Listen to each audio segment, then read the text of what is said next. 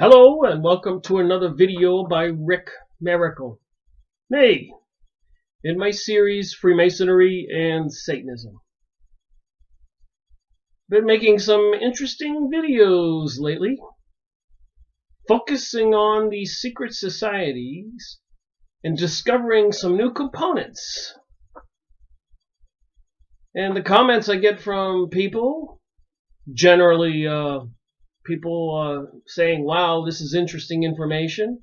And some people may be saying I'm not going far enough towards the religious side.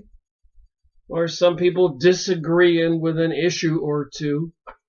But generally speaking, I think everybody can agree there seems to be a threat to the world with the globalization and even the attack on civilization from the governments to the religions, and it seems to be matching with some different kinds of prophecy, even in the Bible.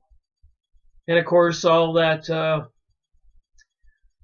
propaganda out there, information that I'm not sure is 100% true, like Zechariah Stitchin's interpretation of the cuneiform tablets in Sumeria in the Middle East, talking about Nibiru and Anunnaki aliens coming here to planet Earth, creating a slave race to mine gold for them, finding the human women attractive, having sex with them, having an offspring of some kind of hybrid beings.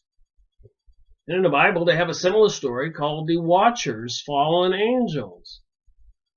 What is it with gray aliens and reptilian shapeshifters and glowing orbs and so much more? I'm just trying to get to the bottom of what the heck is going on our planet. Something is. I've done a lot of research. Looks like behind the scenes they orchestrated the sequence of events to bring us World War I, World War II, French Revolution, Russian Revolution, Chinese Revolution. Looks like they're working to bring us World War III. Maybe a nuclear holocaust, Armageddon. And apparently they say it enough. It's not like we the people haven't been warned. But they use terms like globalization and it's a new age and a new world order. And everything is no longer needed the way it was. The governments aren't working. The religions are outdated. It's time for change. It's time to make planet Earth great again, to steal a phrase from Donald Trump. But is it really? Or is it a return to some ancient times during the Pharaoh reign of the earth in Egypt, or Caesar's reign in Rome? Kings or queens, dictators, monarchs. So I've been reading this book and have been astounded page after page. It's called Trilateralism, and I would call it the problems of the global dominance. The problems the aristocrats are having controlling the world, fine-tuning everything from Nicaragua to Costa Rica to Egypt, Saudi Arabia, Africa, Russia, or the Orient. Wait till you hear what I have to say. Trilateralism, big thick book. The Trilateral Commission and the Elite Planning for World Management. That's what it says.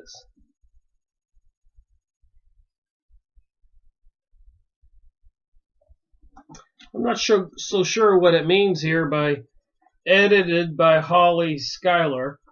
I guess I suspect she just compiled a bunch of information from press releases and educational institutions, government reports, etc., etc., etc.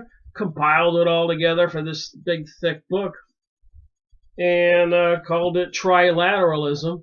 But as I was reading it, I clearly said, this is Should be called the difficulties of globalism, the difficulties the New World Order aristocrats are having, the difficulties the corporations are having controlling and taking over the world. Corporations. But it's secret people behind the scenes who are CEOs and owners of these corporations. So what they're trying to give we people of the world is a mechanism of control that is faceless. In other words, who are you going to blame when you got to have a problem? Not the government. The government officials are puppets to the corporations. Who is the CEO of the corporation? You can't never get to him.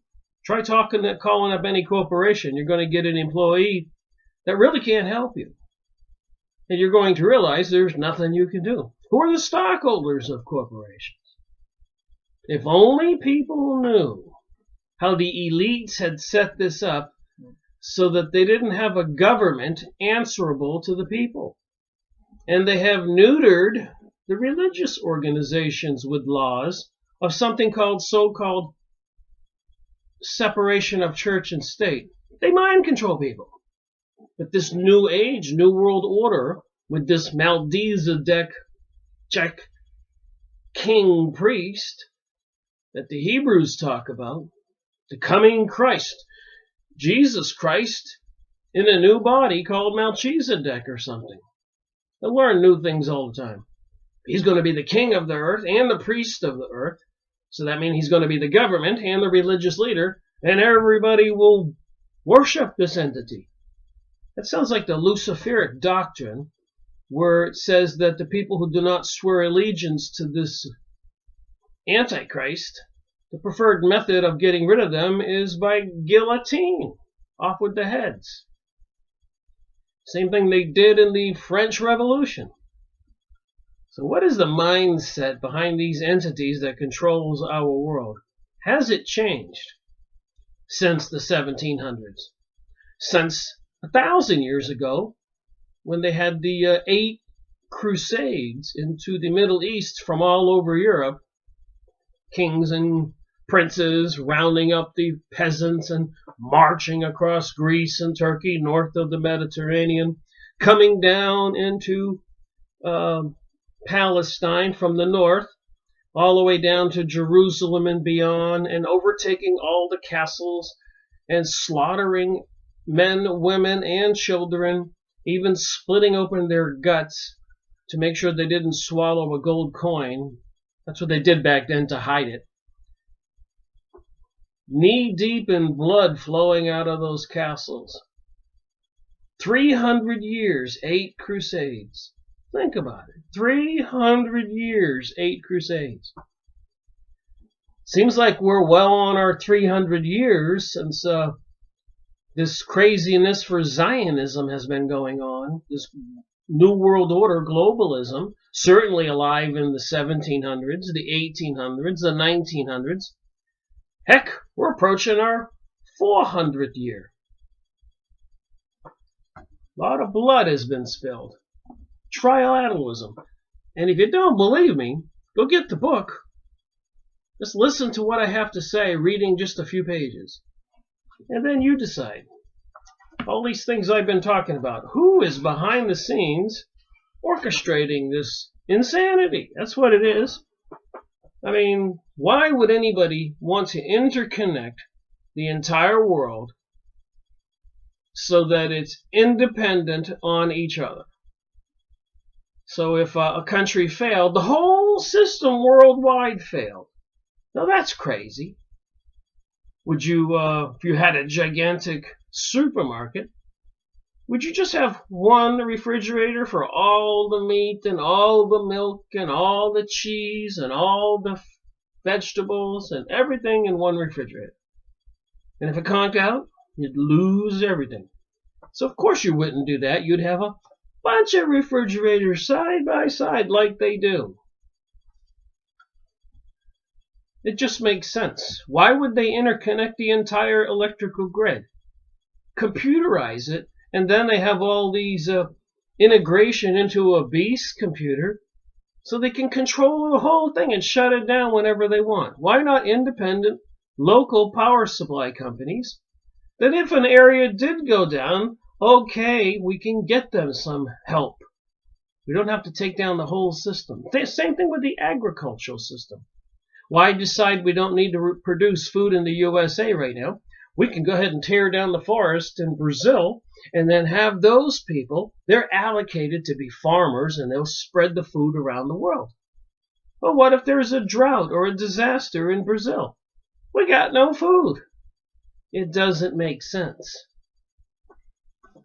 There's a lot of things that do not make sense. Well, let me read from this. This is going to be series 177. And I've had this book for quite a while. I read it every now and then. But this particular time I wanted to make a video, and I was reading along, and then I reached this page 20, and I started reading, and I said to myself, this is what I have to say. Spreading the trilateral way. Consumption is the locomotive of profit. Consumption is the locomotive of profit. Why does consumption have to be the locomotive for profit? Why do we need a continuous, steady stream of profit? Shouldn't we just be satisfied with living a decent life?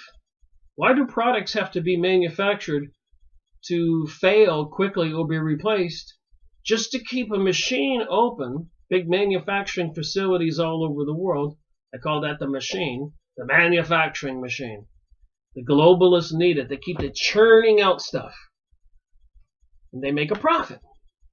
Never ending. They created this beast, this machine, and they can't turn it off. It's all interdependent. Consumption is the locomotive profit. In 1968, Forbes magazine, which proudly calls itself the capitalist tool, featured the views of Nabisco's president, Lee Bickmore, on shaping one world or one homogeneous consumption. Bickmore captured the corporate dream, looking forward to the day when Arabs and Americans, Latins and Scandinavians will be munching on Ritz crackers as enthusiastically as they already drink Coke or brush their teeth with Colgate. And again I ask, why would anybody want to have one facility manufacturing Ritz crackers, for example, for consumption all over the world? Wouldn't it be easy for somebody to just slip a little toxin in there? Poison? Maybe even something biological to interfere with the DNA of people? A little uranium even. Very sinister to me, considering who's in charge of our world and what's said in these pages. Marketing, the art of repeatedly displacing and creating new needs. So they're intentionally, repeatedly displacing and creating new needs, is the key to expanding consumption. But it is more marketing like militarism. It means managing social change. Pay attention to these keywords. Managing social change. I don't know if you ever built those things they have at taverns or places you go to enjoy games, and you put these pieces of wood right on top of each other, going up and up and up and up and up and up and up and up. And what happens at one point? You keep pulling one out of the bottom. The whole thing falls over. So they have the ever-expanding consumption. So what do you think is going to happen? What if you run out of a particular material and the whole engine all over the world stops? And maybe it was intentional. Maybe the citizens weren't praising their Lucifer enough, being thankful and treating the aristocrats who rule the world like gods enough, so the gods just decide to turn off the switch and not feed the people. Turn off the electricity. Turn off the water. Like what they're doing with weather control right now, so it seems. And maybe even with those directed energy weapons, causing fires in California. So people are saying. Go watch some YouTube videos. Don't believe me. Use your own common sense. Watch the videos. It does look a little strange, like 911. Corporations not only advertise products, they promote lifestyles. Lifestyles rooted in conspicuous consumption, patterned largely after the United States. Who controls the United States? Israel's Prime Minister Sharon said they do. And of course, they took over the United States money supply in 1913, after not having control of it for 40 or 50 years, even killing a couple presidents and poisoning some presidents. They wanted control of the USA money supply. And 6 months after they got it, they started World War I in June. You don't have to be Sherlock Holmes to figure this stuff out.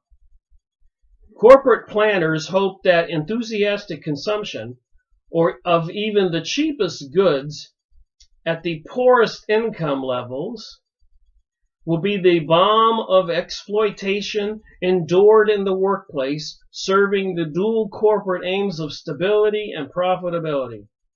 So they even want to prey upon the poorest of people. It would not be possible to build a one world market without a global mass communication system. Today, advertisements, network news, entertainment, educational programs are beamed via satellite to hundreds of millions of people around the world. Products, taste, and norms develop in the trilateral regions that flow outward to the rest of the world.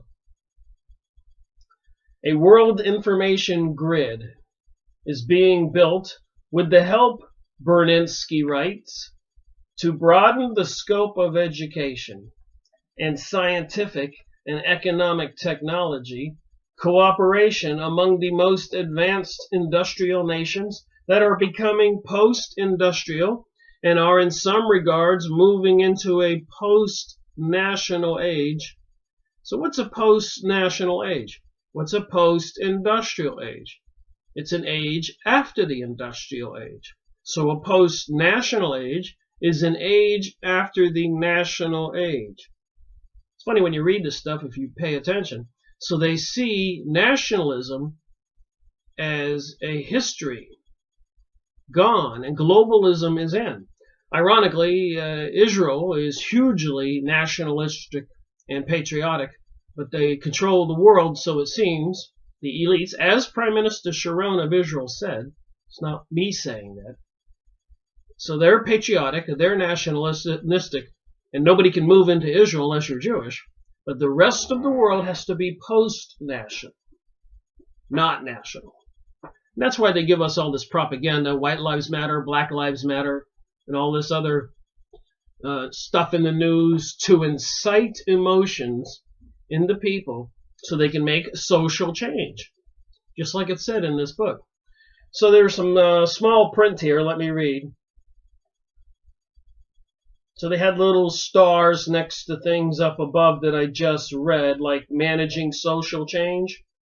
This phrase comes from Managing Social Change, an unpublished reader or corporate strategy produced by the now disbanded New Haven IBI Collective.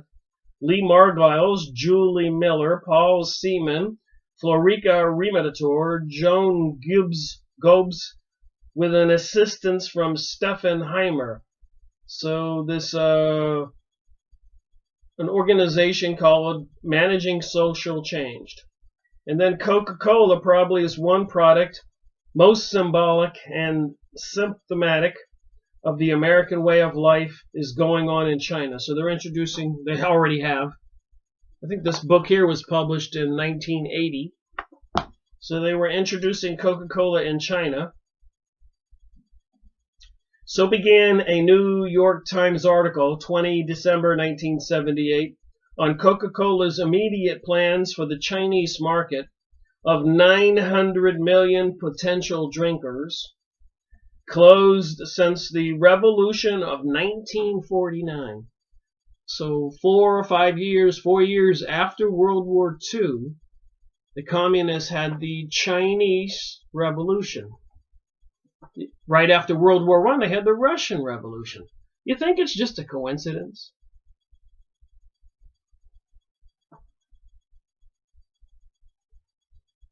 Time magazine began its feature story on normalization of U.S.-Chinese relation, 15 January 1979, page 34, with a comment, Peking last week celebrated the advent of the Sino-American relation with soda pop, champagne toast, and demands for free speech and free sex, and a binge of disco dancing. Most of which, as the Chinese have been quick to learn, all of this goes better with Coke. As early as 1968, the CBS annual report said, the CBS News Film Service, using satellite delivery for major stores, expanded its penetration to 95% of the free world's television homes. The product and services of RCA, parent of NBC, are available in at least 43 countries. 143 countries. I apologize. I didn't see the one. From Kenya to Saudi Arabia, Argentina, Yugoslavia, West Germany, Philippines. C. Herbert Schiller, Communications and Cultural Domination, New York International Arts and Sciences Press, 1976, page 4 and 10. So this author of this book goes through great lengths to cite the locations where you can verify the data in this book. Citations.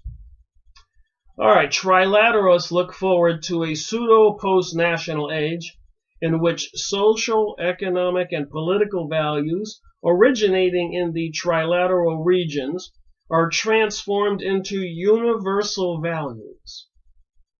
So they're changing our world. New age. One of the changes they're making is destroying Christianity and all religions.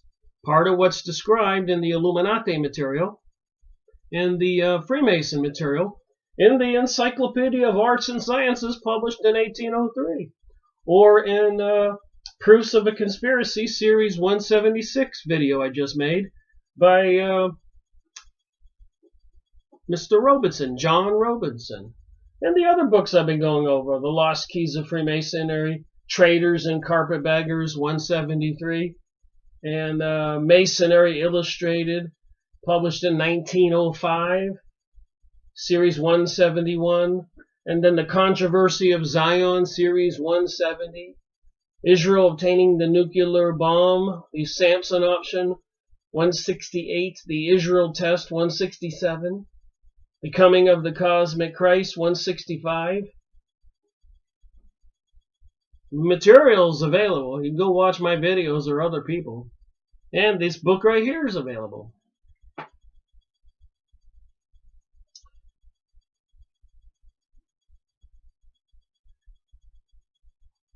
So the trilateralists look forward to a pseudo-post-national age in which social, economic, and political values originating in the trilateral regions are transformed into universal values.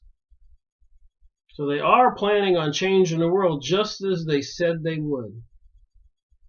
Expanding networks of like-minded government officials, businessmen, and technocrats. Elite products of Western education are to carry out national and international policy formation.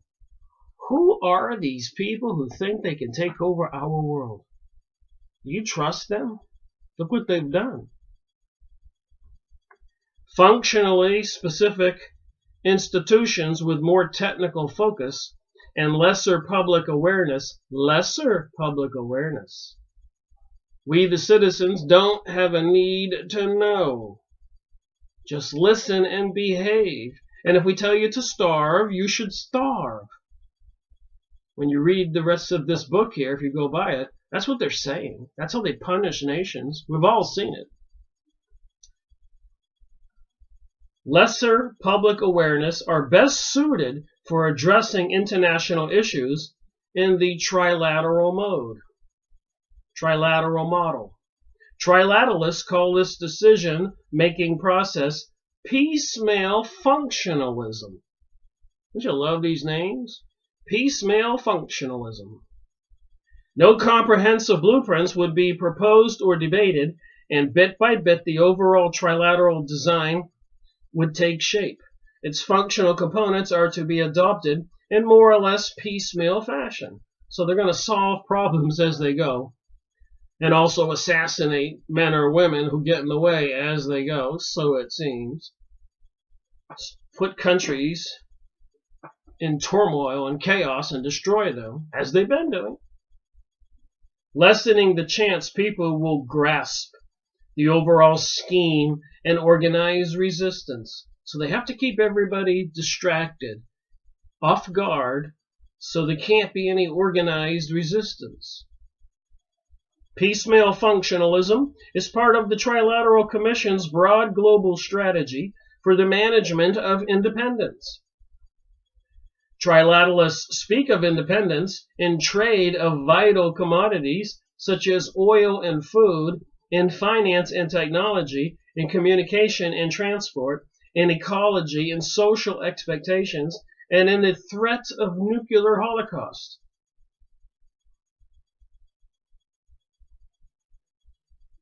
Man, they'll use anything for a weapon.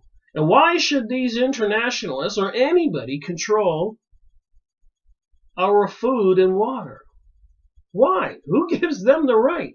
Why don't areas and states just grow local and eat local?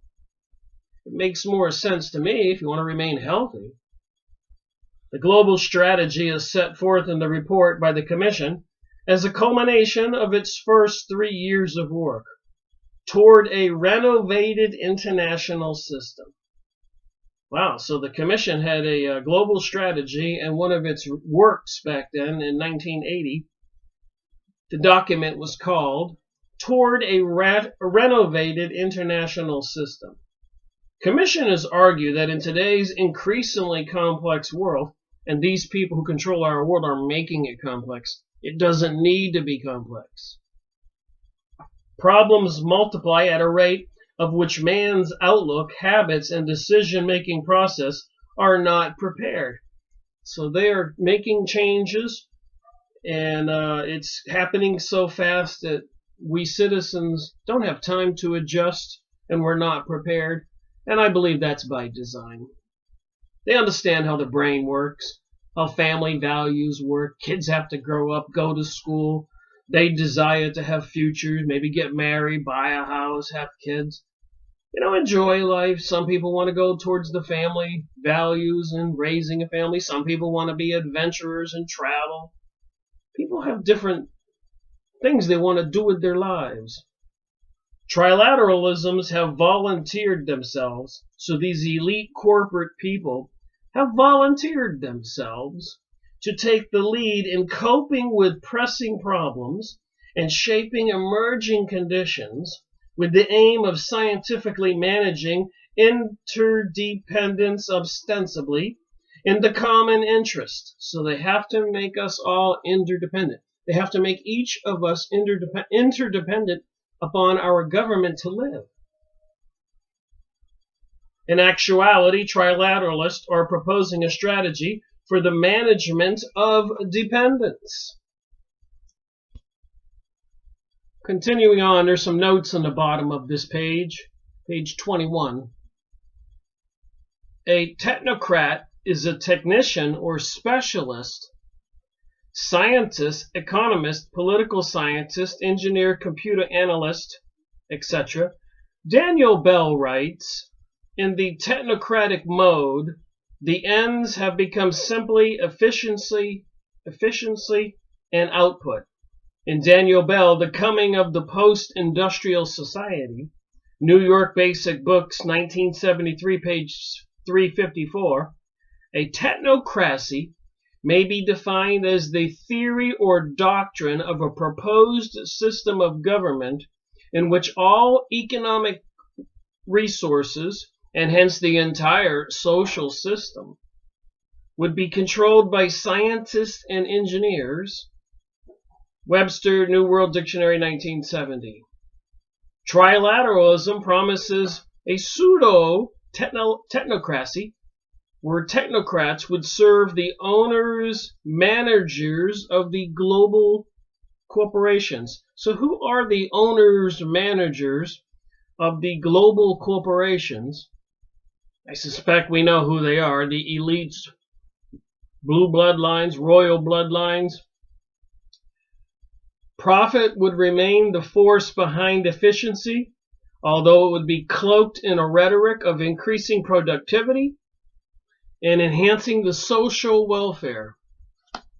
Now you know what the sustainability is all about. Biodiversity, going green. You know, when they do a corporate takeover, there's usually a merging of two corporations and they sell off all the assets and get rid of a lot of employees. They cut costs. They're in this for profit. So if you're into controlling the world for profit, who do you think is going to suffer? Not the corporations who want the profit, but the humans involved. Page 22. The managers of dependents would be transnational elite. So here they're telling us the managers of dependents would be the transnational elite. And who are the transnational elite? Wouldn't that be the people who have been the elite all along? The ones who have been the kings and the queens, the aristocrats, the Zionists, the Jewish banksters, that a lot of other Jewish people have been trying to warn us about, apparently into some kind of demonic, satanic, luciferic mystery religion.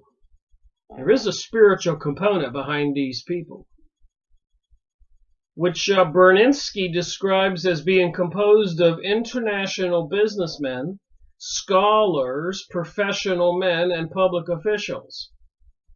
The ties of these new elites cuts across national traditions, and their interests are more functional than national. And if you believe that, I've got some land in the Everglades to sell you. You can move in there, just kick out the alligators and drain the swamp. At the international level, trilateral leaders would be responsible for rule-making, establishing frameworks of rules. So I guess their religion would be a forced religion on the rest of us. Standards and procedures. Elites from other countries would be increasingly incorporated into management, making the operational decisions within the rules. Such rule-making constrains operating decisions in such a way that national decisions aggregate into a consistent and beneficial whole rather than the working at cross purposes. So all these elites around the world will work together to make the corporations, or I should say your city and town and your family and your kids and your life, efficient. By the period of 1985 to 1990, predicts one observer, countries like Mexico, Brazil, India, Iran, and Saudi Arabia will probably have joined the Advanced Nations Club for a number of functions of that club. Other so-called new influentials, like Nicaragua, Nigeria, Venezuela, Indonesia. Rhetorically, commissioners claim that trilateral states do not set out to remake the world in its own image. Nevertheless, they propose this revealing long-run view of what is desirable in the international order. So like I said, this book was published in 1980, and people don't believe in this New World Order, globalism, New Age. Go buy the book, then see what you believe. Building an international system that is pluralistic enough to permit civilization of the values of trilateral countries and all those countries that choose to cultivate them. So they're going to cultivate us. In reality, trilateral leaders hope to give countries little choice in the matter. I'm going to read that again. In reality, trilateral leaders hope to give countries little choice in the matter. Cultivation is a poor euphemism for imperialism. About Western imperialism, Berninsky observed. To be sure, the fact that in the aftermath of World War II, a number of nations were directly dependent on the United States in a matters of security, politics, economics, created a system that in many respects included that of scale superficially resembling the British, Roman, and Chinese empires of the past.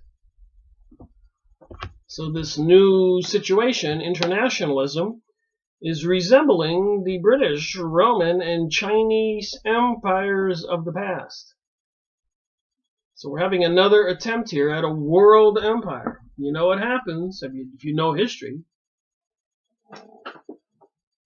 The empire was at most an informal system marked by the pretense of equality and non-interference.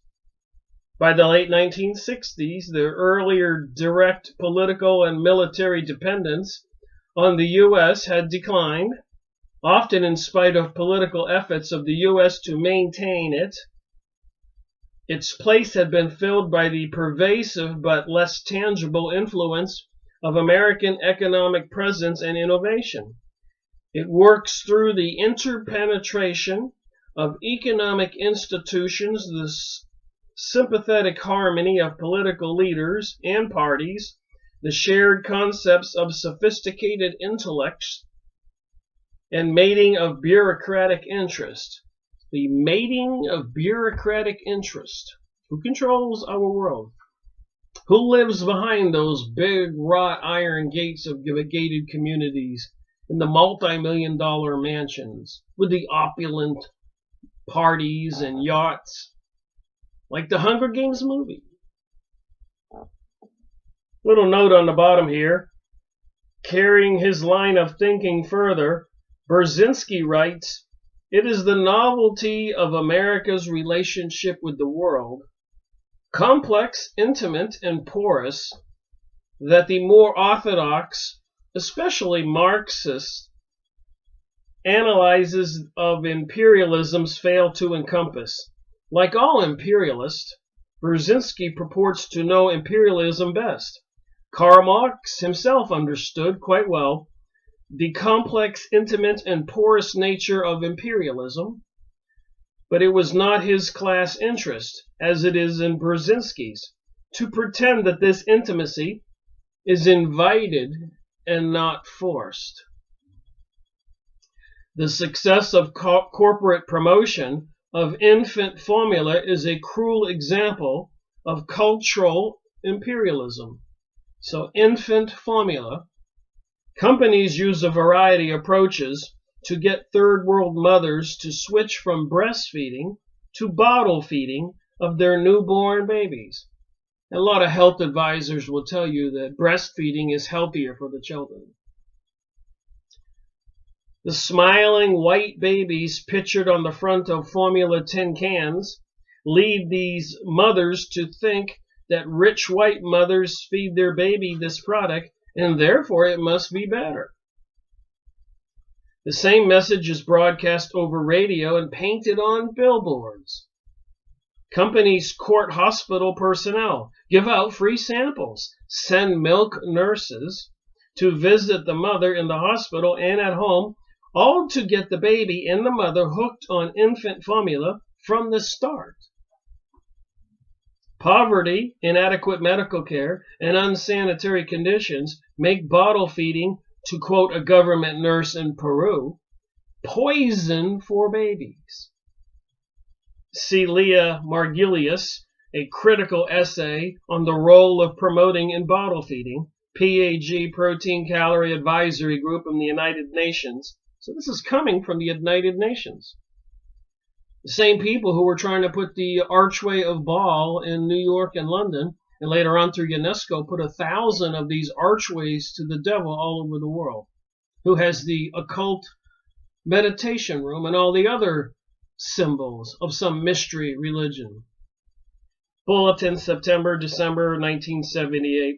So these are just the sources of this material that this author references. Fortune, I guess that's magazine, brings home the point about education in the comment about Saudi Arabia. The ministers and second-level bureaucrats who run the country are mostly products of Western education. So these elites, even from Saudi Arabia, go to Harvard and Yale, and then they go back to their country and run their country. I'll bet they were recruited into a Masonic lodge.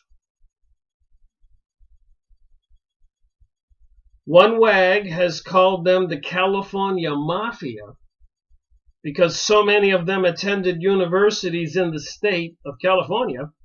31 July 1978. You think this stuff was organized?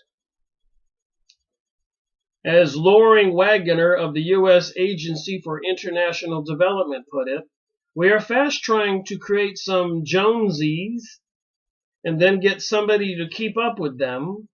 So they want to show you pictures of rich people and want everybody else to be chasing after that same dream. Temptation.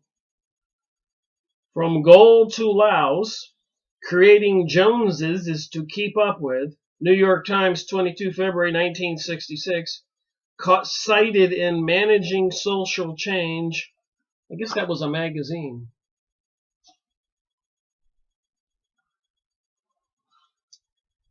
All right, Brzezinski is right, page 23, in stressing the economic cultural side of imperialism, but wrong in implying that it displaces militarism.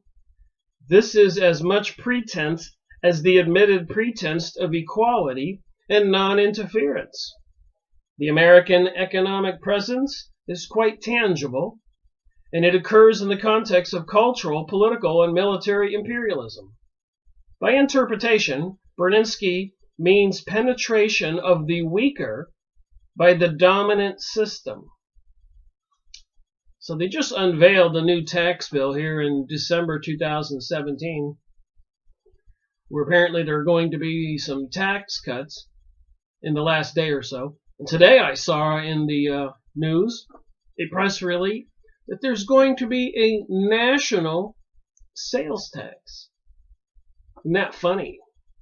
So now when you go buy a shirt or a computer, not only will you have a state tax, but you're going to have a national tax. And I suspect after some point there'll be a global tax. These people are bent on dominating the planet. By interpretation, Brzezinski means penetration of the weaker by the dominant system.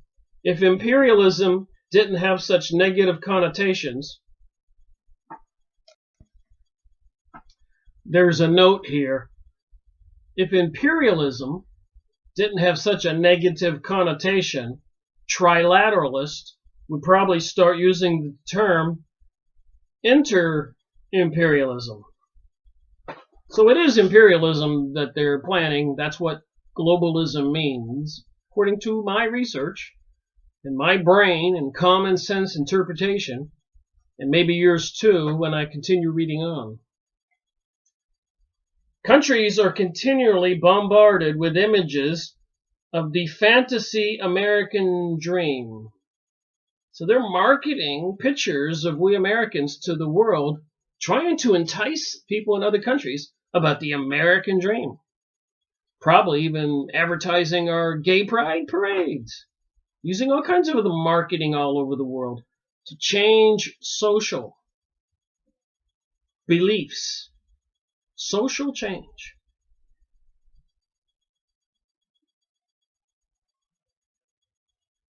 In countless ways, the message of the dominant system penetrates. The Western way is the good way.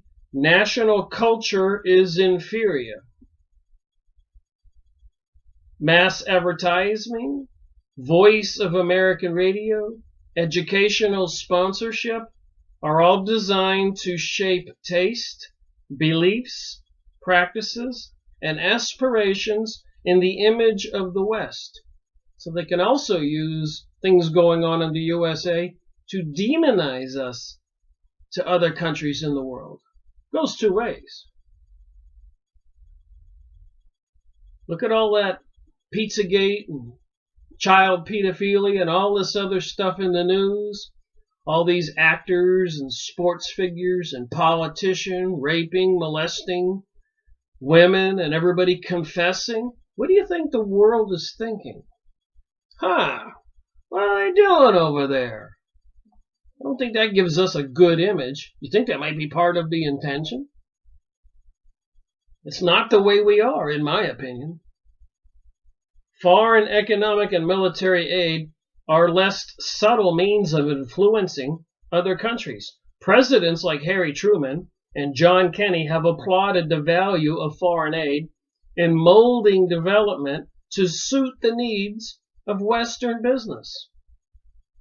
Truman Point 4 program, Kennedy's Alliance for Progress, military leaders have long been indoctrinated in Western, turn the page here, capitalist values and trained in the method of law and order in counterinsurgency at schools in the Panama Canal Zone and colleges like West Point. Deposed Nicaraguan director Somoza attended West Point.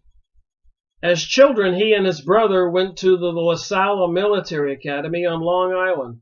So our government, the people who control the USA, are bringing these people, elite members of families, to the USA to special military schools, then probably sending them back and helping overthrow the current president and leadership. And people who get in the way get assassinated. It's all, a lot of that's in this book right here. Unbelievable material. Trilateralism. If the sun never sets on the global corporation, then neither must it be shadowed by national sovereignty.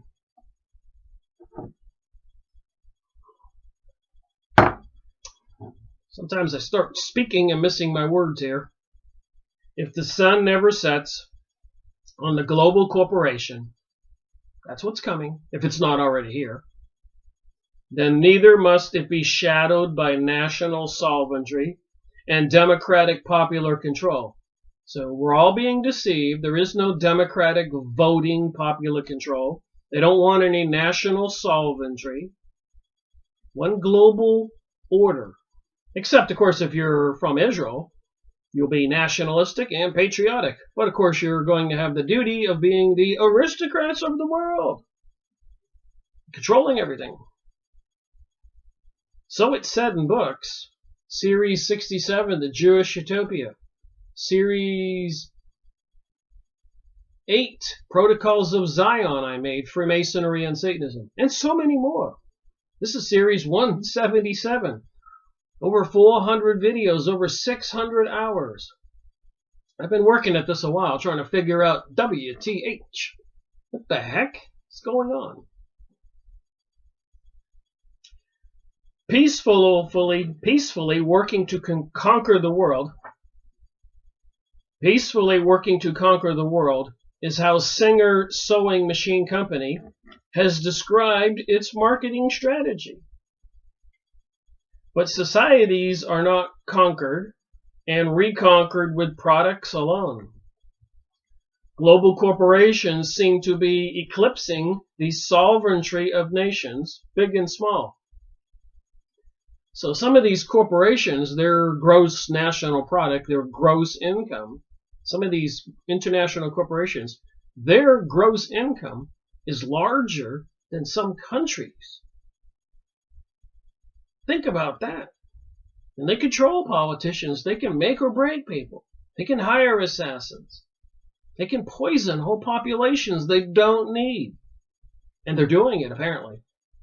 Go outside and see if they're dumping chemicals in your sky today and bringing on the 5G electromagnetic microwave transmission system. You think those microwaves are going to just fly through the air and go around you?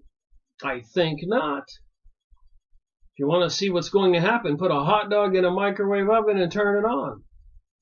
Then picture all that 5G network coming on and you're the hot dog. Yet these new corporate empires depend on the political, economic, and repressive power commanded by the ruling class. So the ruling class has a place here. And who is the ruling class? Of the nation state to maintain a favorable investment climate.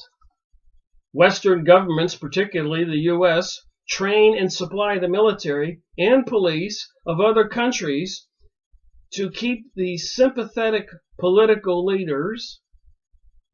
Berninsky described in Power and Suppressing the Working Class Movements. Berninsky described in Power, when governments turn unfriendly, the West attempts to discipline them, if possible, dispose them if necessary, preferably through economic and political maneuvers. And if they have to, they'll go to war with them, as we've seen. Often in action and always standing by are the military and covert action forces of the United States, France, and a host of junior forces, Morocco, Saudi Arabia, Israel, and so on. So who really runs the USA? The Masonic Illuminati secret societies? And who runs them? The Zionist, Kabbalist, occult, Jewish elite banksters into the Kabbalah, witchcraft? Interesting questions. See the article on U.S. militarism by Cale Etter. In the following section, we will look more closely on how the trilateral way is imposed on the third world. And if you don't think the spiritual component of this, call it fallen angels, call it gray aliens, I don't care what you call it. This Luciferic, satanic, Ra, Isis, Osiris, Horus, their son of Isis and Osiris, represented by the all-seeing eye on the back of the dollar bill with the pyramid. And these symbols are on post office and federal buildings. George Washington's statue in Washington, D.C. has the serpent on his chair. The obelisk is in the Washington, D.C. The Washington Monument obelisk. There's one in front of the Vatican, and there's one in every city square all over the world. It's this religion, this mystery religion. It is a component. These are the aristocrats. These are the ones who want to dominate the world. And you cannot ignore that component. It's a very dangerous component. It isn't rational men and women. People who are worshiping satanic beings involved in Pizzagate and dealing drugs to the USA people and so much more are not rational, good people. Managing third world dependence and revitalizing imperialism.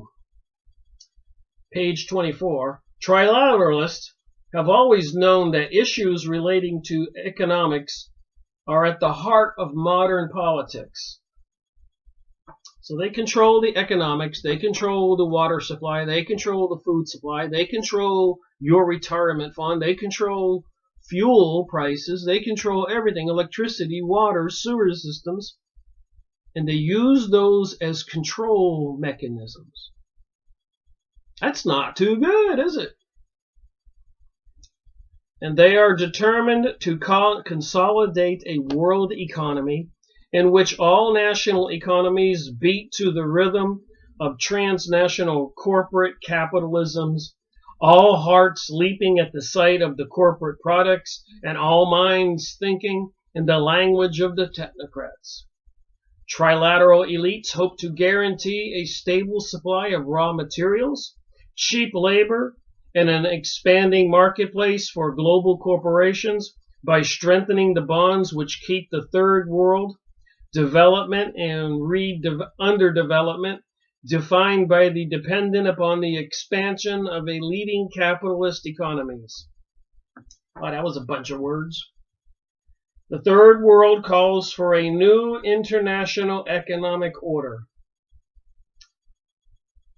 Some fine print on the bottom here. In a film, Controlling Interest, maybe you can find it on YouTube, a vivid portrayal of multinational corporations and their impact in the U.S. and abroad, produced by California newsreel, George Ball explains in an interview that government helps business by keeping economy free of obstructions. So government helps the corporations from any obstructions. So in other words, the will of the people can be suppressed. Page 25.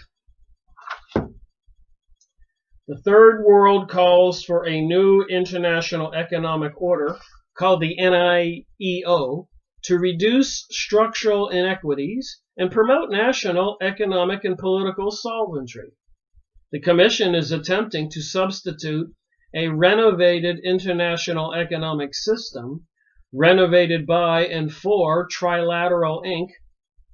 Christopher Makins, then Deputy Director of the Commission, calls this gradualist or reformist approach to international change the middle way between the rock of the conservatisms and the whirlpool of revolution.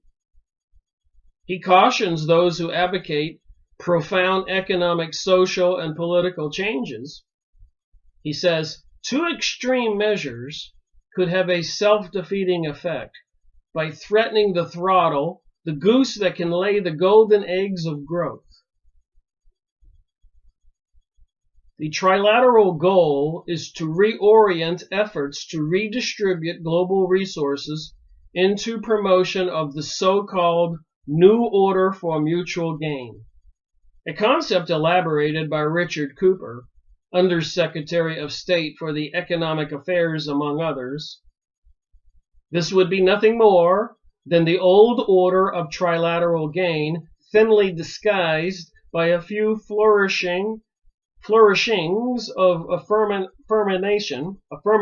action for third world elites, and whatever trickle-down effects an expanding world economy could have. As always, the rich and the poor countries will get richer at the expense of the poor in all countries. So the rich in the rich countries and the rich in the poor countries will get richer at the expense of the poor in all countries. And think about that logically. You're a huge corporation, your bottom line is profit, you got a CEO, you got vice presidents, and they lose or keep their jobs based on profitability. And they want to take care of their mansions, their yachts, their family, sending their kids to Yale. And it's going to be at the expense, of course, of we the people, the citizens of the world, not the elite. You think the movie Hunger Games was just a movie? It's going on all over the world. Largely in response to OPEC's early success, trilateral economist Seafred Bergston, Carter's Assistant Secretary of the Treasury, illustrated the implications of third world leverage over indigenous resources. So indigenous resources, that means native people in countries like Peru, Brazil, and all over the world, Africa, America. We know what they did to the American Indians. What chance do these indigenous peoples have when these huge corporations want the resources? Maybe it's zinc, maybe it's copper, maybe it's oil, maybe it's water. I think South America in the 1900s, 40, 50, 60, 80 million indigenous people were killed. They were in the way and they were unwanted and unneeded. Don't believe anything I say. Go look this stuff up. He recommended that the United States respond to this threat from the Third World, so these indigenous people trying to protect their interests. Threat from the Third World, not to with continued confrontation and hostility, but within a framework of generally cooperative relations. Norman Garvin analyzes the meaning of economic nationalism for the West and Third World peoples in economic nationalist versus multinational corporations, revolutionary or evolutionary change. I like how these elites come up with these words. Without success. The West had first attempted to split OPEC, solidarity, without success. In 1975, Tom Farah, then serving as special assistant to the Assistant Secretary of State for Inter-American Affairs, explained how a strategy for accommodation is analogous to the strategy used to defuse class conflict in the industrialized West in the early 20th century, the 1900s. All right, there's a smaller print here, a little note, apparently by this Tom Farah in 1975. In the years of bitter class conflict between capital and labor, before the ameliorations and compromises of the welfare state, many advances of a hard line against the demands of labor invoked the alleged insolubility of those demands in support of the confrontational strategy. Nothing is better calculated to promote miscalculation than the pretense that the equilibrium of power had not shifted, that we can continue to dictate to the Third World on the terms which sufficed in the speech of the Western imperialism. All right, turning the page. All right, moving on, page 26. Looking to the lessons of the past and faced with a volatile future, trilateralists seek new terms upon which to dictate to the Third World. See article by Philip Wheaton for Trilateralism, proposed terms for the Caribbean. So this stuff's been going on a while. Make no mistake about that. In discussing attitudes behind the rise of the modern welfare state, the terms upon which capital continues to dictate to labor, commissioners observe that they are rooted in ethical and philosophic values of the West as well as in enlightened self-interest, since a minimum of social justice and reform will be necessary for stability in the long run. So for stability in the long run, we need a minimum of social justice.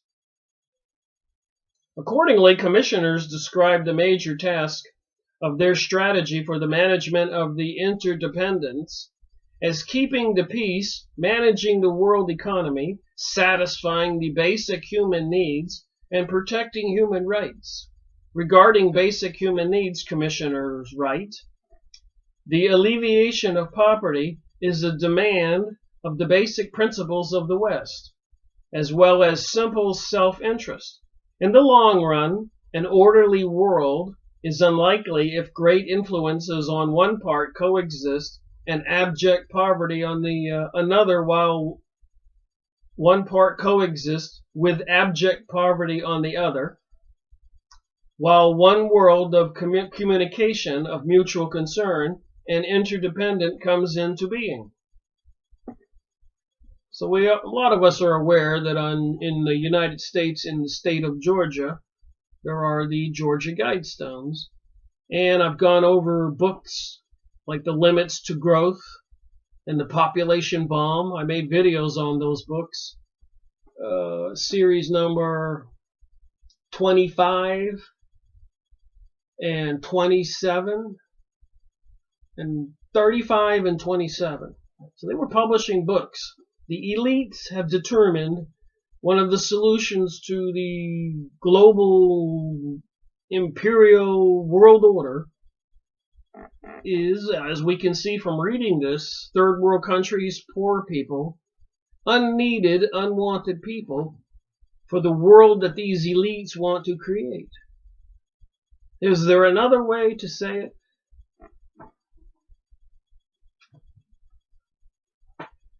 The regimes of countries which the Trilateral Commission calls the international middle class countries, or new influentials, mentioned above, are to be co-opted with an increased role and stake in international management and split from the ranks of third world countries. So they will get the elites from all these third world countries for selfish needs and self-preservation to cooperate with this imperialistic new world order that's coming. And the reference is C. Kaya Bird co-opting the third world elites, Trilateralism, and Saudi Arabia. All right, so you can look up co-opting the third world elites, Trilateralism, and Saudi Arabia, and apparently the one who wrote it was K.A.I., and last name is Bird, B-I-R-D. In this trilateral scheme to divide and rule, the poorest countries, or fourth world, are to be pacified with the basic human needs approach. So I suppose they need to be suppressed, made lethargic. And that's what Hitler did during World War II. He put fluoride in the water, which made all the people kind of, oh, I'm not doing too well. Lethargic, tired, sleepy, not thinking. They put fluoride in the water now, and probably in the air. That chemtrails are supposed to be aluminum, barium, and strontium. Fluoride is a byproduct of fluoride. Fluoride in the water is a byproduct of aluminum. Aluminum tin cans, drinking out of them causes Alzheimer's. Get it? Somebody's messing with our energy and our memory. Like a lot of people don't know that. In this trilateral scheme of divide and rule, the poorest countries, or fourth world, are to be pacified with a basic human needs approach. Symbolic minimal welfare programs would be administered through Western-dominated agencies, such as a World Bank, in accordance with the World Development Budget.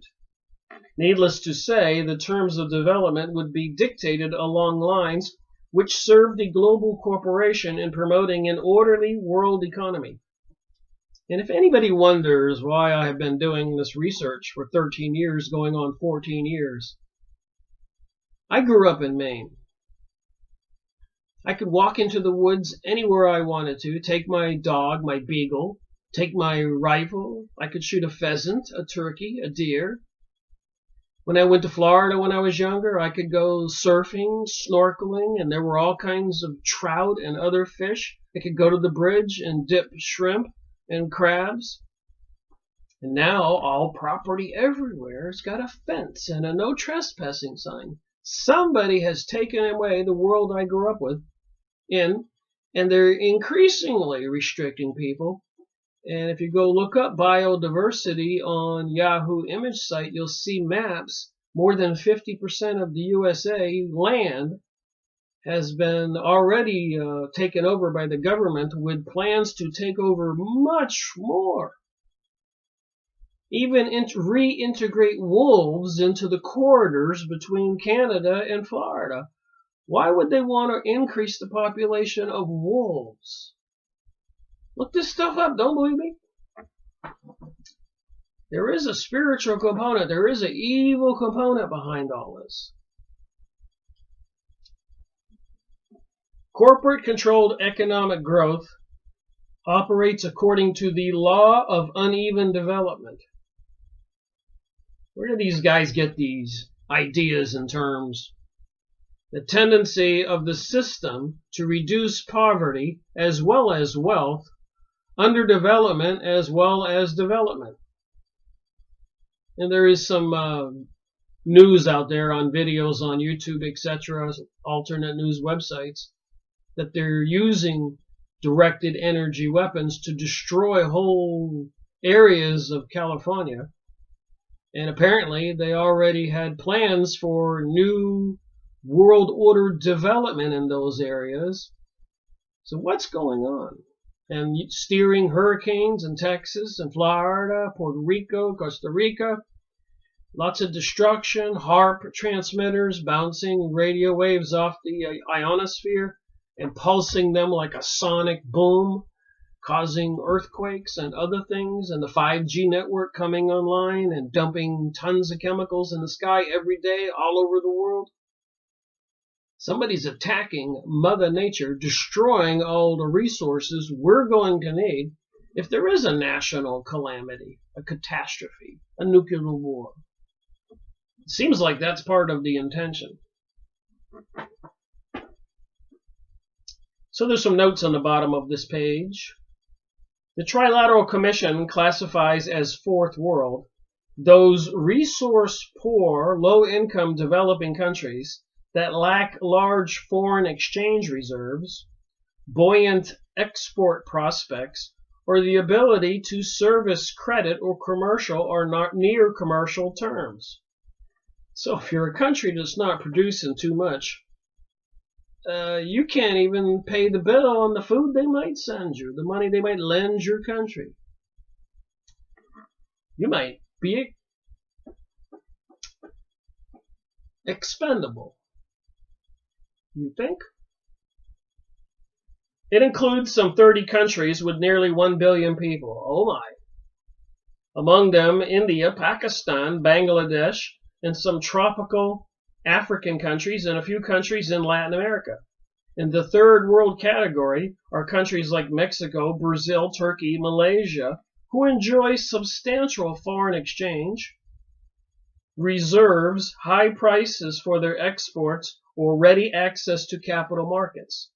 See as a turning point in North-South economic relations, Trilateral Commission, page 174, page 13, published in 1974. Sometimes I skip a thing in my reading. All right, moving on to page 27. The gap between rich and poor countries widens. Look what happened since 9/11, 2001, September, in all those countries in the Middle East, and the Ukraine, Egypt, so much more.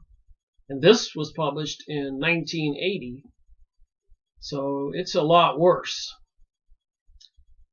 Workers and peasants grow increasingly impoverished as national income rises and a narrow strata at the top is enriched. So the rich are getting richer.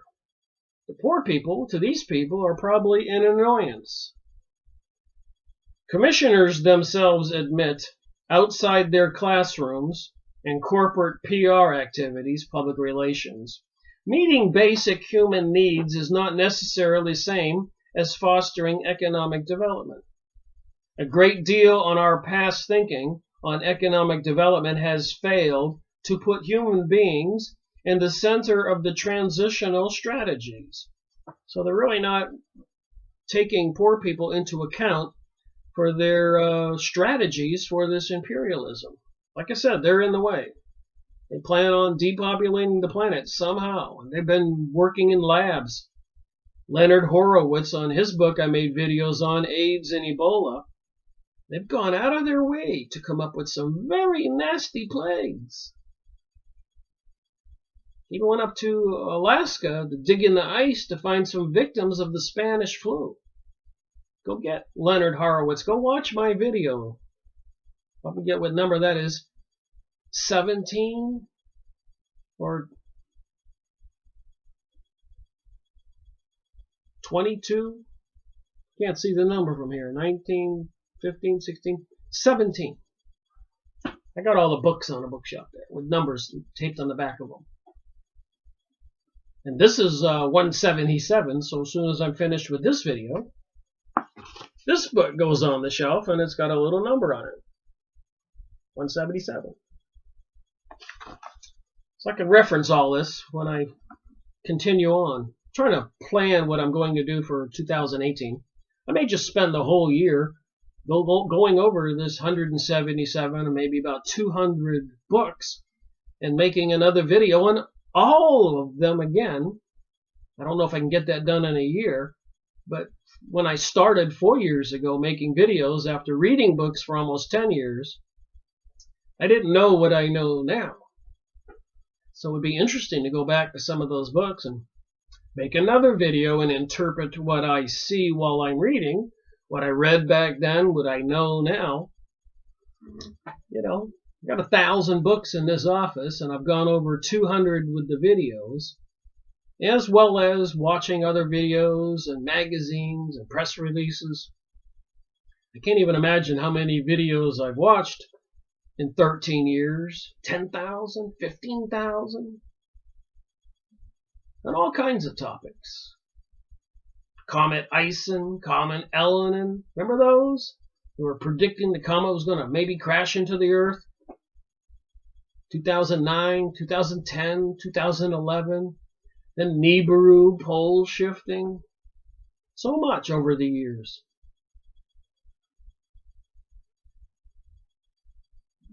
All right, back to the book here. A great deal of our past thinking on economic development had failed to put human beings in the center of the transitional strategies. And rising per capita GNP, gross national product figures, may well obscure increasing misery within the state in question. So the increasing misery in many places around the world is obscure. A lot of people don't know about it. Nevertheless, they promise more of the same, declaring countries that want economic development would be well advised to welcome foreign firms on appropriate terms. So if you want to eat and survive, you better welcome these international corporations on appropriate terms, it says here, i.e. terms appropriate and profitable for the corporations. So I suspect the author of this book is a lot smarter than me.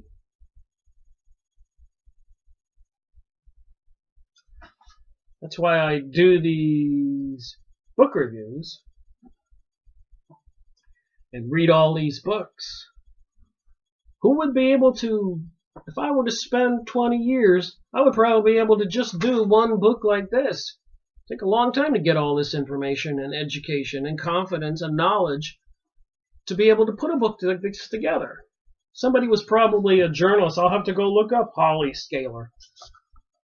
Somebody was quite knowledgeable to get the idea to put all this together. So I thought it might be a smart idea to go over these books and share them with the public, people, so we could educate ourselves. What's going on behind the doors and these corporate meetings, Bilderbergers, Club of Rome, secret societies in the lodges, Zionist and Kabbalistic and other secret religious cults and temples all over the world. Them against the people. There's only a few of them. Billions of us. But ignorance is the problem.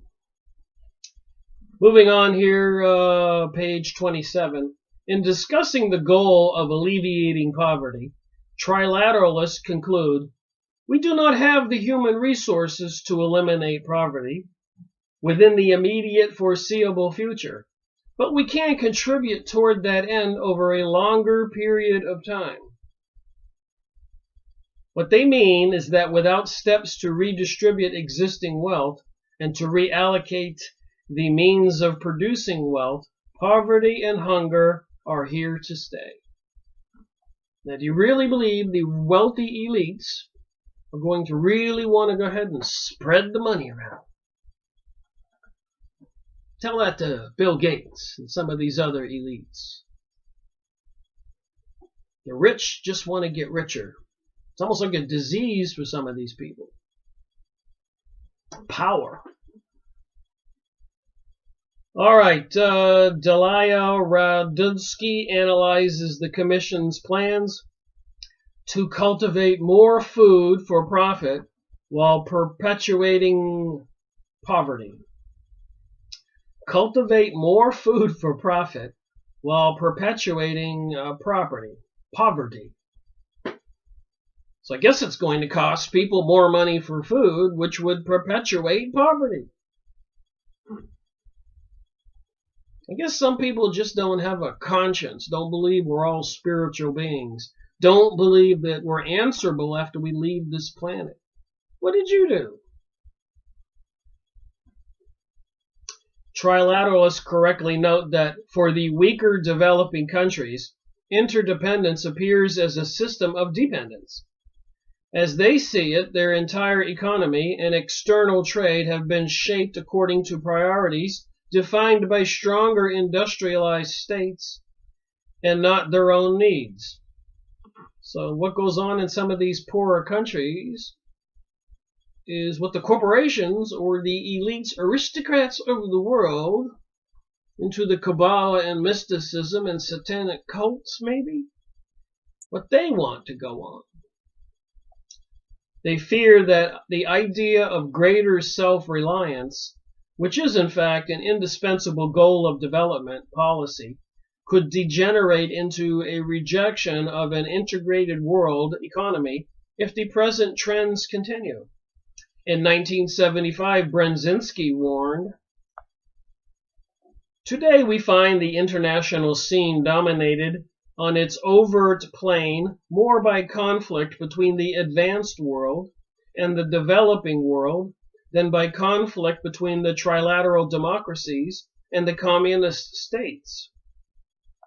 The new aspirations of the third and fourth worlds united together seems to me to pose a very major threat to the nature of the international system and ultimately to our own societies. That threat is the threat of denial of cooperation." So if these third world, fourth world countries get together to try to fend off the foreign aristocratic corporate control, according to Brzezinski, that threat is the threat of denial of the corporations, and it's a threat to the controlling powers. You see how they think? How do the trilateral powers keep third world states cooperative? In the wake of World War II, old-style colonialism gave way to neo-colonialism. The neo-colonial state has formal political independence, but in reality its economic system, and thus its political system, is directed from outside. Instead of a single colonial master, the neo-colonial state may have many new masters. I've had a lot of people over the years tell me, "Rick, the leaders of our world are too stupid. They can't plan anything." I didn't buy that. And since my research, I've discovered they planned and executed the French Revolution, World War I, World War II. Even from 1000 to 1300 AD, 300 years, they planned 8 crusades into the Middle East and slaughtered everybody 8 times. And so much more. Somebody's planning something. What does it have to do with these demonic and satanic, Luciferic, Isis, Osiris, Ra, Horus, mystery cults and religions? Gray aliens, reptilian beings? Is there some force out there, like the Bible said, fallen angels? Satan taking Jesus to the top of a mountain and saying, "If you get on your knee to me, all this is yours." And Jesus said, "No, in my Father's house there are many mansions. I don't want all this Satan's kingdom." So apparently some kind of satanic beast controls the earth. And how do we get out of this prison planet, as Alex Jones might say? Maybe it's about waking up. Maybe this life, we're all spiritual beings in these biological bodies, is all about waking up. And if you don't wake up, you got to do it again and again. That's what some say. But right now I'm on a little series of books here from the Masonry Illustrated, The Controversy of Zion, Racial Zion, the Samson Option, Israel Having Nukes, the Israel Test 167 in my series, Traders and Carpetbaggers in Israel, The Lost Keys to Freemasonry 173. And not too long back, making videos, I was focusing on a lot of famous channelers of material, communicating with masters and beings from the other side. Went through about a dozen different books on that. I'm going to revisit that.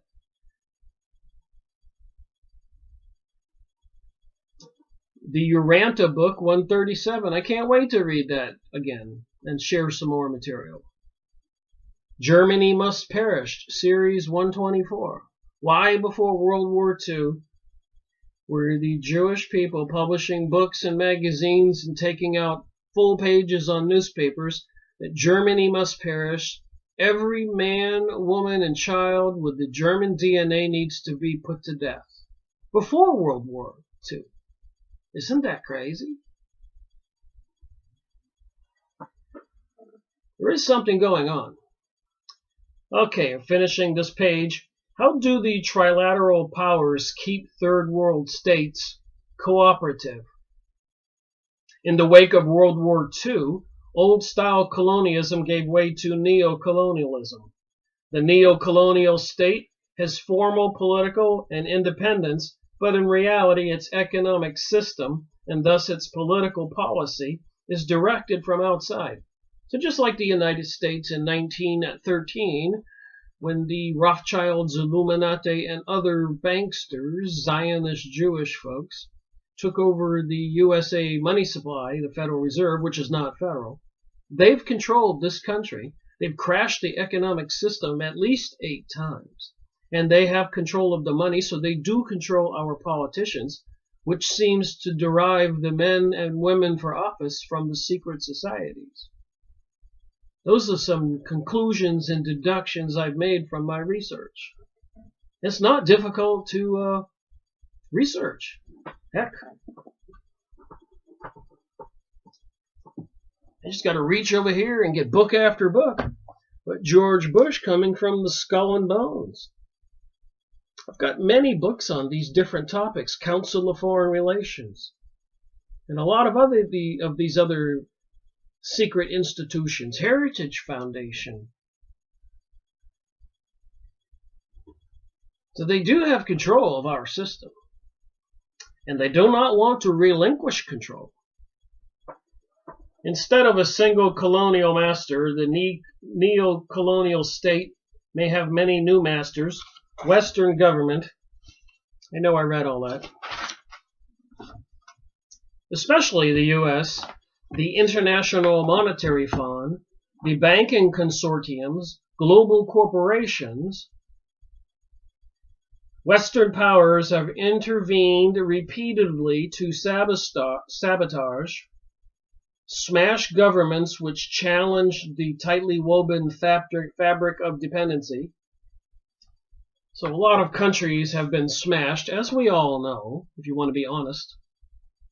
Iran in 1953, Guatemala in 1954, the Congo, now Zaire, in 1960, Brazil in 1964. These countries were sabotaged and smashed. Leaders were assassinated. Western powers have intervened repeatedly to these countries, these governments that challenge the tightly woven fabric of dependency. The Dominican Republic in Indonesia, 1965, Bolivia, 1970, Chile, 1973, 1961, the Bay of Pigs invasion of Cuba, orchestrated by the CIA, and top government and military officials with President Kennedy's approval was defeated. Debt dependency, so bankrupting countries, is one of the keys. Like series number 7 I made on Confessions of an Economic Hitman by John Perkins. They were sending these engineering teams and economic advisors to kings and leaders all over the world, promise them a great national product, you're going to get wealthy. You have to borrow millions, maybe $1 billion, tear down all your forests, build power plants, etc. But it didn't happen. Those countries went bankrupt and then became people who were in foreclosure, slaves to the elites, which was the intention. They never intended for those countries to be independent and wealthy. That's not the kind of world we live in. This is an imperialistic, aristocratic group of men into, in my opinion, some kind of weird, mysterious religion trying to control the whole world. And I know I tell people you can't exclude the spiritual component of this. We are, after all spiritual beings in these biological bodies.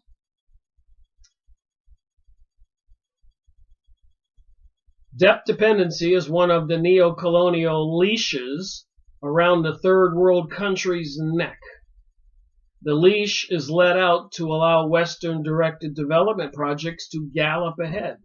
So long as they let these huge corporations control and dominate, they can gallop ahead, returning enormous profits to foreign corporations and banks. Or the debt leash can be pulled in tight as part of an economic and political destabilization campaign to strangle a rebellious nation into submission. And Venezuela is a good case in point right now. 2017, 2016, the people in that country are starving. And you might say, well, so what? Venezuela has more gold and resources in metals than any other country in the world. Venezuela has more oil than any other country in the world. Why would the people be starving? To strangle a rebellious nation into submission. This book is published in 1980. So if they'll do that to Venezuela,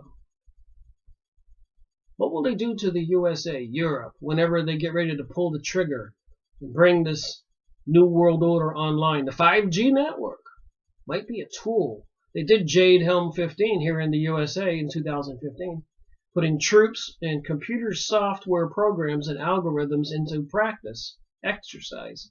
So when they do whatever they're going to do, it's computers that are going to make a decision on who gets taken out. It'd be like meta tags or some computer keywords. People who read certain books, say certain things, know certain people, have certain items. Maybe they know everybody who has a gun or a rifle. When they make that law out banning them all after the shootings, and today in the news was another school with 3 people killed. They're going to push and push and push till finally they say we've had enough, we're banning all guns. I believe that's part of the plan. And then when the people resist, they got the computer algorithms and all these mechanisms in place to take people out. Even maybe by directed energy weapons, laser beams, or more nefarious technologies. They say our computers, our TVs, our cell phones can watch us and hear us, track us. It's a scary situation when you contemplate it. Destabilization is the dominant system's cure for any government which threatens the economic freedom of international businesses as it becomes more responsive to the needs of its people. And the global doctors know just how painful their cure can be. It kills the body to save the cancer. The overthrow of Chile's democratically elected government is a case in point. All right, so now there's some fine print here that I'll read. The fine print or the sources for the information that this author got the information. So I highly recommend getting this book, as well as many of the other books I've been going over. So you can verify this for yourself, share it with your family and friends.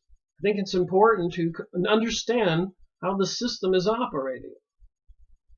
From a memo to Chilean President Free, September 1970, in Controlling Interest, the case of the Chile's destabilization following Salvador Allende's presidential victory is well documented.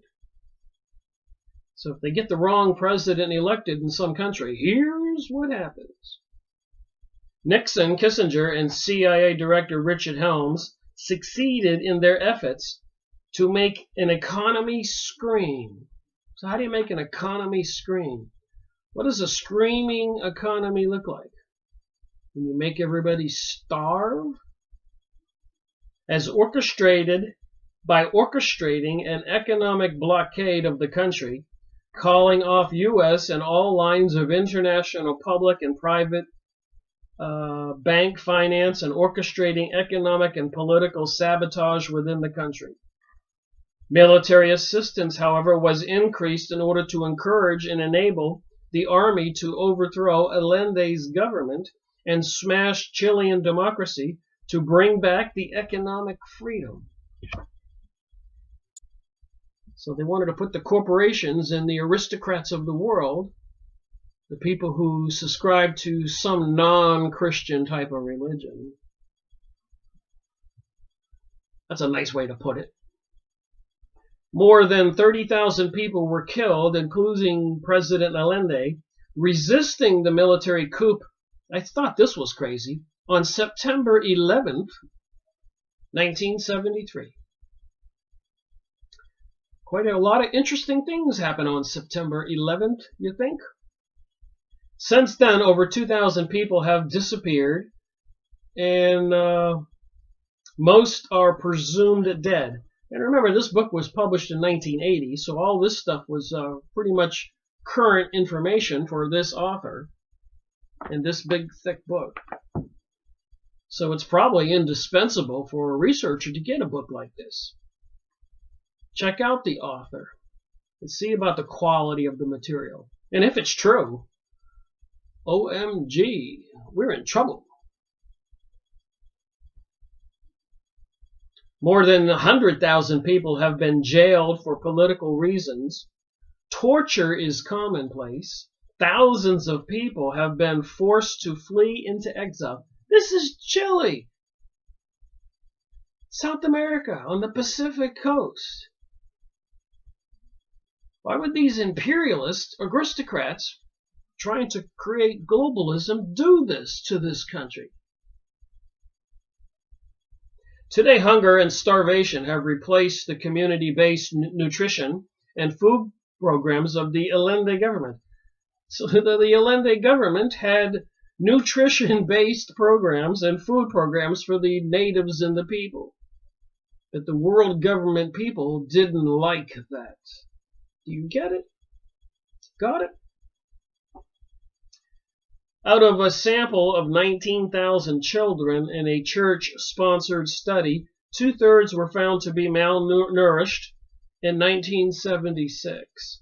Infant mortality reduced during the Allende years, jumped 18% during the first year of military rule.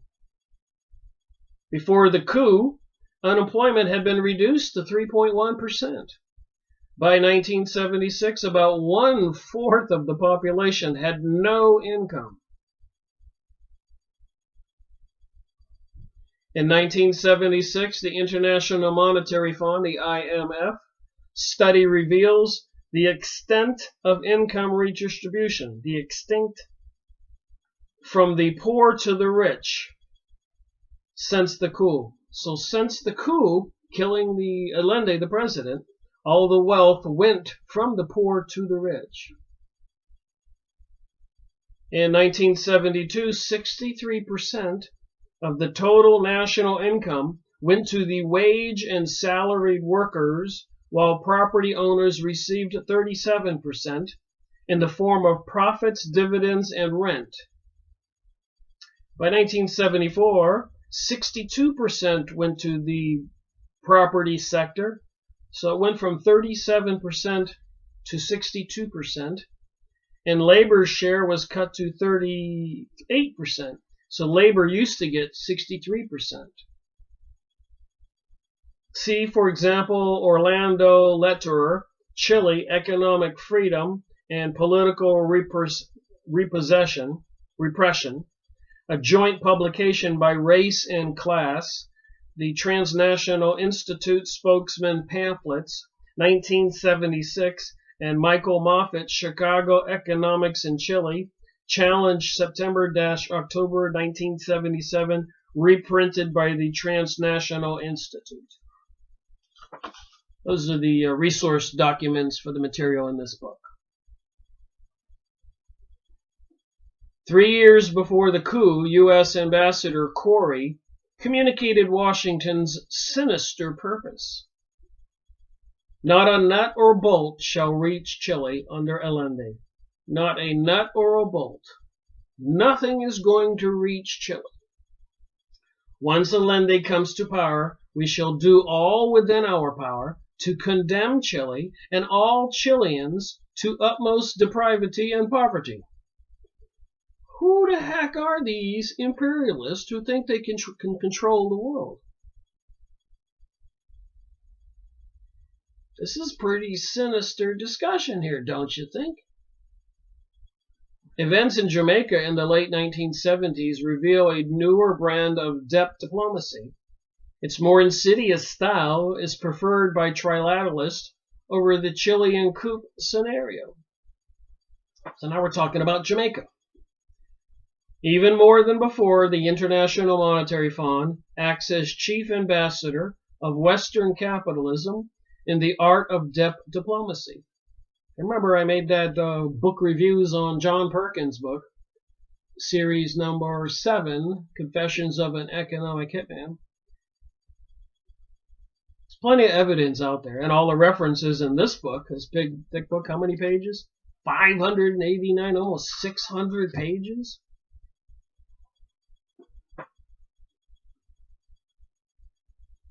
Even more than before, the International Monetary Fund acts as a chief ambassador of Western capitalism in the art of depth diplomacy. The IMF is not the world's biggest loan shark, but it is the most important. The IMF Good Housekeeping Seal is the green light for lending by banks, government agencies, and other international financial institutions like the World Bank. The U.S. and other trilateral countries control the IMF. See article by James Phillips. The IMF program of economic stabilization spells austerity for the mass of the population. So a lot of us have heard about the austerity programs going on around the world, where they, like a corporate hostile takeover, they need to make things much more efficient. And like Chile here, 63% of the taxes collected went towards the people, for example. But after the world imperialists took over again, using the USA military might, only 32% went towards the people. So the big vacuum cleaner sucking the money out of the country doubled, and the money that went to the people was cut in half. And they call that austerity. Austerity. And apparently, with this sustainability, biodiversity, going green, and all this other stuff, blaming it on global warming, global cooling, climate change, and so much more, pole shifting, Nibiru, Anunnaki aliens, gray aliens, terrorism, Arabs. What's going to happen next? Even a press release in the news yesterday warning of a looming plague coming, and people should be prepared. I think it was on Glenn Beck's website. I saw that. I said these people are just not going to stop. On Glenn Beck's website this week. Warning of a coming plague. Are you prepared? Back to this book. Measures are designed to entice foreign investment, so-called luxury social welfare programs, like food and education subsidies, are dismantled. Wages are kept down. Harsh repression is often needed to carry out a forced cut in already meager living standards, and redirect resources to the export business sector. And they want to have a global world order controlling everything. And look what they do. Look what they can do. Look what they have done. The key sector for economic health in the IMF's view, which is largely foreign-owned and controlled. So who do you think controls the IMF, International Monetary Fund? The same people who took over the USA money supply in 1913? Rothschilds and other banksters, Morgans and Schiffs, Illuminati bloodline people involved with the Zionist Jewish people into the Kabbalistic and secret society cults. How else would they pull all this off? They promise all the members at the top wealth and even depravity, child sex, and all this other stuff they're into. The sick and mentally challenged apparently control our world. And they want to destroy Christianity and belief in Jesus and the Islamic people's religion in all those countries. Where will this end? Not surprisingly, the Commission had recommended a strengthening and expansion of the IMF's role in monitoring the international monetary system and managing the interdependence. As Fritz Hinckemet points out, the trilateral countries see interdependence as a weapon of the conflict. So they need these countries to be interdependent. And that is a control mechanism. If you don't do what they want and work for cheap wages and live very cheaply, reminds me of the religions I've been reading about in the Encyclopedia of Arts and Sciences, 1803, and other material. They want to destroy all governments and all religions and have people going back to the caveman type lifestyle. I suspect something like the Hunger Games movie. Divergent. The trilateral countries sees interdependence as a weapon of this conflict between Western capitalism and the people of the Third World. Go look up what Prime Minister Benjamin Netanyahu said in Finksbar. Those are the key words. Benjamin Netanyahu, Finksbar. He says they're going to take the USA to bring it down to a third world country and sell off our assets bit by bit because we did not embrace and desire to be their slaves. Go look it up. Don't believe me. And the use of this weapon is called destabilization. Do you think there's any destabilization going on in the USA, Europe, the world right now? Seems pretty obvious that it is. The human rights strategy. When it comes to protecting human rights, Carter has launched the so-called Human Rights Campaign and committed the United States to shaping a world order that is just, peaceful, and more responsive to the human aspirations. And I noticed in the news today, they said Trump has decided to move the embassy in Israel from Tel Aviv to Jerusalem, declaring Jerusalem the capital of Israel. And I'm here to tell you right now, Trump is not the guy in charge. So back here when they're saying Carter was in charge of shaping a world order, just, peaceful, and more responsive to human aspirations, Carter was not in charge. The Commission uses this same rhetoric for the same purpose. It is a moral mask on the face of trilateralism with its goal of shaping a world order that remains responsive to corporate aspirations. Trilateralist states do not piously practice the human rights they preach, either inside or outside their borders. Indeed, repression and counterinsurgency are the glue for the trilateral mask of reform. There's some notes on the bottom of this page. high-sounding slogans like making the world safe for democracy have become familiar refrains in drowning out the true battle cry of the United States interventionism. In 1961, for example, President Kennedy launched the Alliance for Progress. And again, Kennedy didn't know what was going on. When he found out what was going on, he gave that famous speech where he said repugnant secret societies are repugnant to the American way of life, and I intend to expose them. Go see his famous speech. Just put in President John Kennedy's famous speech. You can't miss it. I put it in some of my videos. And of course, he's assassinated right after that.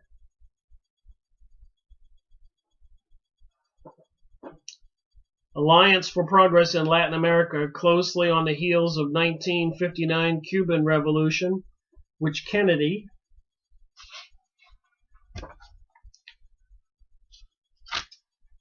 unsuccessfully tried to smash in 1961 with the CIA-led Bay of Pigs invasion.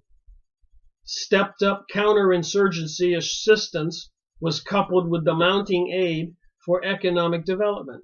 The goal was to prevent another Cuba by diffusing revolutionary potential where possible, crushing revolutionary movements when necessary. So obviously here in the U.S. with the media and the press releases and the orchestrated demonstrations like White Lives Matter, Black Lives Matter, somebody is trying to create a revolutionary movement. And if they can bring that about like in the United States or a world one, then it gives them the tool to try to suppress it and start slaughtering millions of people, which I believe is the plan, and not just me. I was watching a video today with the Jeff Rentz program and Mr. Snodgrass about the Oklahoma City building bombing and all of the criminal records about CIA distributing drugs across the USA for these kinds of activities, and the Clintons' involvement in all kinds of nefarious activities. And it seems quite clearly from that video I was watching, it was well planned. I'll find a name for you right now. I'm not quite finished watching that video, so it's still up. But Jeff and Cody, C-O-D-Y, Snodgrass, S-N-O-D-G-R-E-S, Blockbuster - Deep Black Op Contractor exposes OKC, Oklahoma City bomb. It's just obvious. It's just another 911. And they're hiding all the crimes, and they do that. They'll blow up buildings like 911 and Building 7 that wasn't hit by a plane, where apparently there were a lot of records in there by the intelligence agencies, like the Oklahoma City building bombing. The evidence is just over and over, even 911. A lot of us know it. We can look up at the sky and see them dumping chemicals, and nobody's doing anything. I'm photographing it, videoing it, making videos and talking about it. But you can't really talk to anybody. Most people won't listen to you. Alright, a little more from this book and I'm finished with this video. Remember the outcry when the United Nations Ambassador Andrew Young, one of the most candid and enlightened trilateralists, commented, "After all, in our prisons, too, there are hundreds, perhaps even thousands of people who I would call political prisoners. He and we are reminded that human rights are a propaganda tool being used then. At the time of the Soviet dissident trials, the U.S. press provided front-page dramatization as a Cold War weapon." Another small print here is, when the Shah visited Washington, D.C. in 1977, Carter toasted, "If ever there was a country which has blossomed forth under enlightened leadership it would be the ancient empire of Persia, which is now the great country of Iran. With a little unmentioned help from the CIA, which deposed the nationalist Prime Minister Mangagement in 1953, brought the Shah back into power, and then supported him until the final hour. The backdrop to the Shah's visit was the battle between the anti-Shah and the pro-Shah demonstrators when tear gas drifted into the welcoming ceremonies. Carter apologized for the temporary air pollution. Washington Post headlines begin to tell the story, Human Rights on the Eclipse. Iran shifts stand. Will try to keep oil prices down. Shah heads for U.S. with arms list. So the Shah was heading to the United States for some list of military weapons it needed. And they promised to keep the oil prices down. So the leader of the Iran was taken out. Helms, as consultant, former ambassador, and former CIA head, will be the go-between between the Iranian firms.